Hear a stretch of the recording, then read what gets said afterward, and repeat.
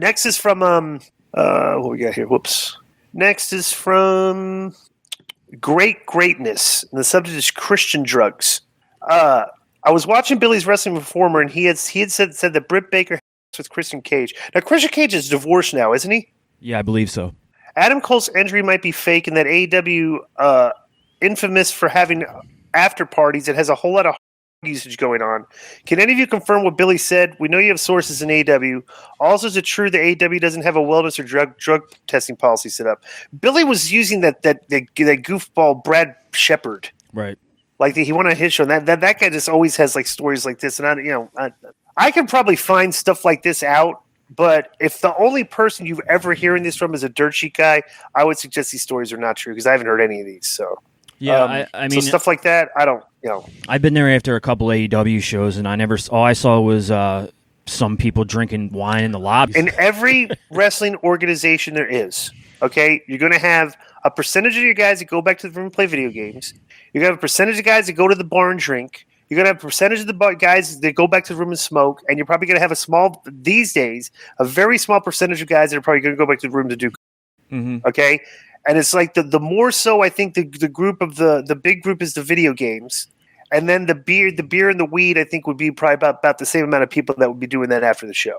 But parties, I don't, whatever the visual picture you get on that, bro, these people are just going back to their rooms and just hanging out. Right. So, yeah.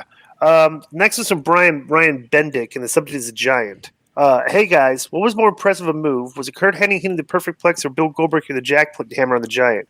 I've always thought it was Kurt doing the perfect plex, even though it was for a 2 count. Thanks. I guess he just saw this. Somebody tweeted that the other, like recently. I retweeted it. Before you finish, let me go back to something that happened. Joe, you know what Lord Cyrus said, that he goes, I can't believe you haven't trained Joe better.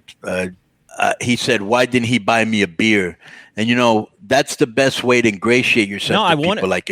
If you meet a girl, you buy her a drink. Yeah. If you're with your boys, you buy them a drink. You saw the invisible hand and you didn't buy him a beer. I think next time you should. Yeah, absolutely. And I'll tell Don that. I saw him for a second. He was talking to Matt from 2.0, and then he was gone. I didn't want to interrupt their conversation, and I didn't see him again. I absolutely would have bought him a drink. But next is by the way, by far the jackhammer is because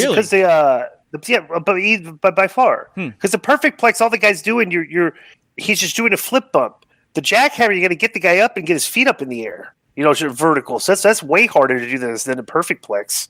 I mean, way harder.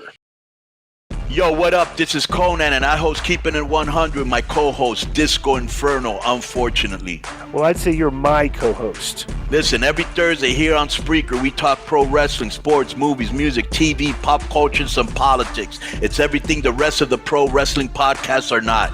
Tune in to hear myself, the superior one, educate and inform. Tune in to hear me bury Disco. That's very disrespectful. Join us every Thursday on Spreaker and keep it 100. Boom!